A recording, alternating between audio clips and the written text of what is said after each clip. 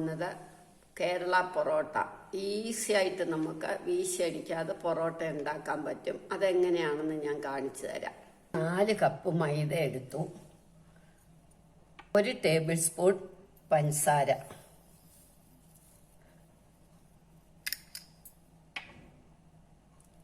1 teaspoon ഉപ്പ്.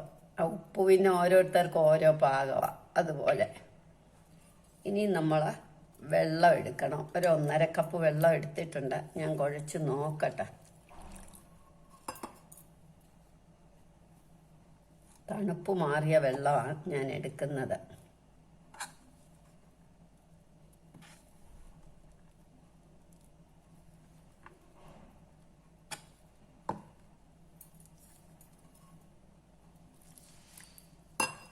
ചൂടുവെള്ളം അരുത്, തണുത്ത വെള്ളം അരുത്, തണുപ്പ് മാറിയ വെള്ളം.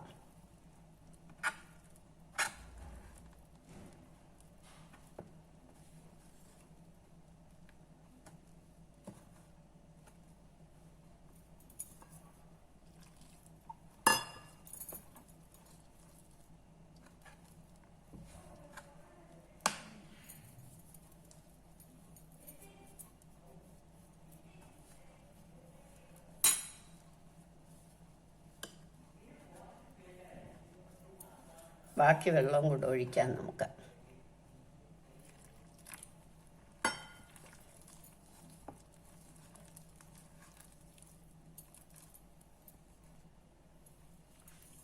ഒന്നര പോരാ, നമ്മളൊരു 1 ടേബിൾ സ്പൂൺ വെള്ളം കൂടെ ഒഴിച്ചു. നമ്മളങ്ങനെ കുറേശ്ശെ ഒഴിക്കണം. നല്ല അയഞ്ഞ പരുവത്തിലായിരിക്കണം. ഇനി നമുക്കിത് കൗണ്ടർ ടോപ്പിലേക്ക് ഇട്ട് കുഴയ്ക്കാം. ഇത് കുഴച്ച് കഴിയുമ്പം പാകമാകുമ്പോൾ നമ്മുടെ കയ്യെ പറ്റിയിരിക്കുന്നൊക്കെ അങ്ങ് മാറും.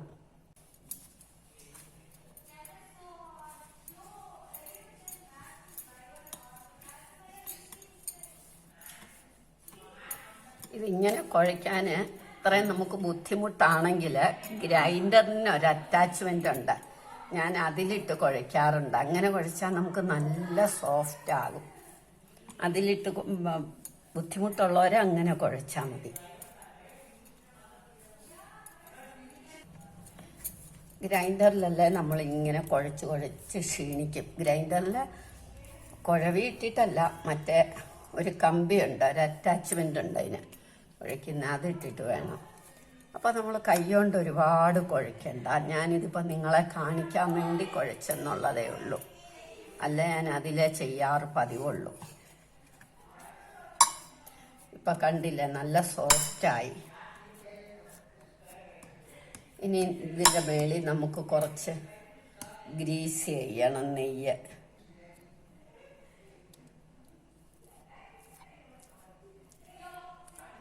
ഇതങ്ങ് ഉണങ്ങി പിടിക്കാതിരിക്കാനാണ്. വേണമെങ്കിൽ പാത്രത്തിലും പുരട്ടി വെക്കാം നമുക്ക്. അടിയിൽ കുറച്ച് പുരട്ടിയിട്ട് ഇങ്ങനെ ആക്കിയാലും മതി മേളിൽ.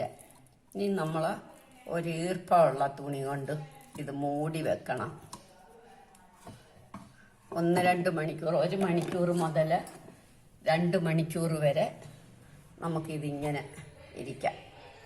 കൂടുതൽ സമയം ഇരുന്നാൽ കൂടുതൽ നേരം സോഫ്റ്റ് ആകും. ഇനി ഇതിങ്ങനെ ഇരിക്കട്ടെ, എന്നിട്ട് നമുക്ക് പിന്നെ ഉണ്ടാക്കാം. 1 മണിക്കൂർ കഴിഞ്ഞു, കണ്ടോ?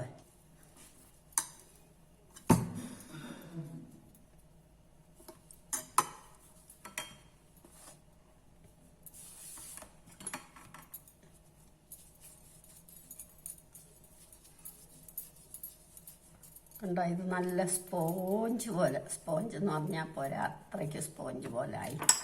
ഇതേമാതിരി നമുക്ക് ഗോതമ്പ് പൊടി ആട്ട വെച്ചിട്ടും ഉണ്ടാക്കാം. ഇത് നന്നായിട്ടങ്ങ് പരത്തണം. ഇങ്ങനെ വരയണം, എല്ലാം ഇങ്ങനെ വരഞ്ഞ് വെക്കണം. ഇതിന് നന്നായിട്ട് മുറിയണം. ഇങ്ങനെ എങ്ങനെങ്കിലുമൊക്കെയാണ് നമ്മൾ വരയുന്നത്. അത് ചെറിയ ലൈനായിരിക്കണം. എന്നിട്ട് ഇതേ നമുക്ക് നെയ്യ് നന്നായിട്ട് തൂക്കണം. നെയ്യാണ് ഞാൻ എടുക്കുന്നത്, അല്ലെങ്കിൽ ഒലിവ് ഓയിലോ വെജിറ്റബിൾ ഓയിലോ ഏതായാലും മതി. ഏതായാലും ഇത് നന്നായിട്ട് എണ്ണ വരട്ടിയിട്ടേ പറ്റുള്ളൂ. നമ്മളത്ര ഹെൽത്തി ആവത്തില്ല. അപ്പോൾ ഇത് കഴിക്കുമ്പോൾ നമ്മൾ വേറെ വല്ലപ്പോഴും കോമ്പൻസേറ്റ് ചെയ്ത് അത്ര എണ്ണയും നെയ്യൊന്നും കഴിക്കാതിരിക്കണം. ഡെയിലി ഇങ്ങനെയൊക്കെ കഴിച്ചാലേ ഉള്ളൂ കുഴപ്പം.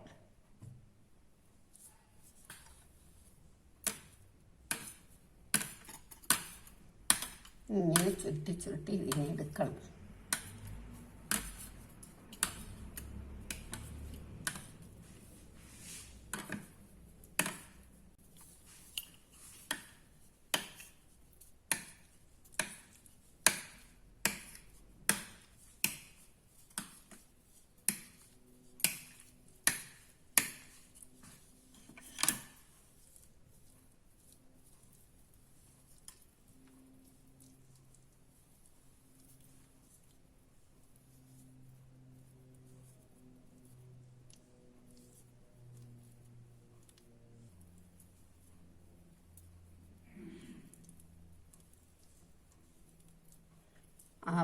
അത് അറ്റം കൊണ്ട് നമ്മൾ അടിയിലേക്ക് മുട്ടിക്കണം. എന്നിട്ട് ഇതേമാതിരി നേരത്തെ ഉള്ള നനഞ്ഞ തുണി കൊണ്ട് നമ്മൾ മൂടി വെച്ചിട്ട് എല്ലാ ഉരുളകളും ഇതേമാതിരി പരത്തി വെക്കണം, പരത്തി ചുരുട്ടി വെക്കണം. തവ അടുപ്പേ വെച്ചിട്ട് നമ്മൾ ഇത് പരത്തണം. ആദ്യം കൈ കൊണ്ട് പരത്തും, പിന്നെ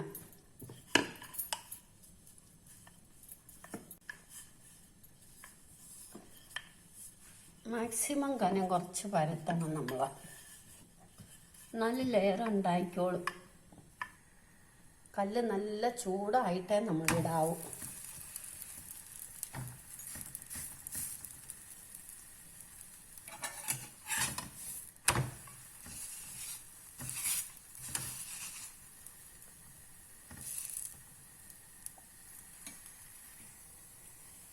ഉണ്ടോ, നമ്മളുടെ ഇത് റെഡിയായി. ഇനി നമുക്ക് അടുത്ത പൊറോട്ട ഇടാം.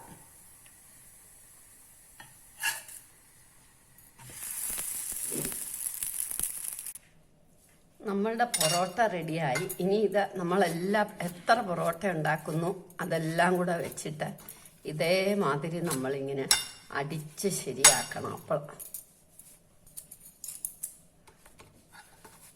ഇങ്ങനെ അങ്ങോട്ട് വെച്ച് ഇങ്ങനെ തട്ടിയാലും മതി, ഇങ്ങനെ ആക്കിയാലും മതി. അല്ല ഇങ്ങനെ വെച്ചാൽ ആ ലെയർ ചൂടോടെ വേണം. അതുകൊണ്ട് നമ്മൾ ചൂടോടെ ഉണ്ടാക്കി ചൂടോടെ വെക്കണം. കാസറോളിലോ വല്ലതും വെച്ചിട്ട് ഇതേ ലെയർ വരുന്നതുണ്ടോ, എൻ്റെ കൈ പൊള്ളുന്നതാ. നമ്മളുടെ പൊറോട്ട റെഡിയായി. ഇതേ കണ്ടില്ലേ, നല്ല സോഫ്റ്റുമാണ്. എല്ലാവരും ചൂടാറിക്കഴിഞ്ഞാൽ നന്നായിട്ട് ഇത് ഒരുപാട് ചൂടാറിയിട്ട് തട്ടിയാൽ ലെയർ വരത്തില്ല. കുറച്ച് ചൂടോടെ, ഞാനിതിപ്പോൾ ചൂടോടെ എടുത്തല്ലേ ഉള്ളതാ. എല്ലാവരും ഇത് ട്രൈ ചെയ്ത് നോക്കണം. ഇഷ്ടമായെങ്കിൽ ലൈക്ക് ചെയ്യണം, സബ്സ്ക്രൈബ് ചെയ്യണം.